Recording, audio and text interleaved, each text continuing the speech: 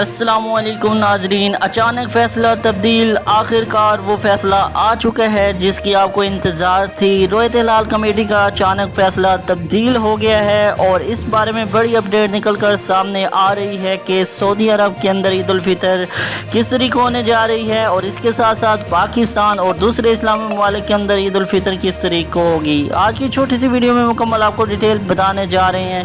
سعودی عرب کی رویت ہلال کمیٹی نے اچانک ایک بڑا فیصلہ دے دیا ہے اور انہوں نے یہ فیصلہ دیا ہے کہ انہیں شہادتیں وصول ہونا شروع ہو چکی ہیں، اور انہوں نے یہ بتا دیا کہ سعودی عرب کے اندر اس بار روزے جو ہیں 29 ہونے جا رہی ہیں اور عید الفطر جو ہے سعودی عرب کے اندر 21 اپریل کو ہوگی، اور اس کے ساتھ ساتھ پاکستان کے اندر بھی آج پتہ چل جائے گا کہ عید الفطر جو ہے 21 کو بنتی ہے یا 22 کو۔ امید ظاہر کی جا رہی ہے آج چاند نظر آنے کے امکانات بہت کم ہے پاکستان کے اندر، اور یہی امید ظاہر کی جا رہی ہے کہ پاکستان کے اندر جو ہے عید الفطر جو ہے 22 اپریل کو ہو سکتی ہے، لیکن ابھی تک کچھ بھی نہیں کہا جا سکتا۔ پاکستان کے اندر بھی آج چاند نظر آ سکتا ہے اور عید الفطر جو ہے پاکستان اور سعودی عرب کے اندر اکٹھی ہو سکتی ہے۔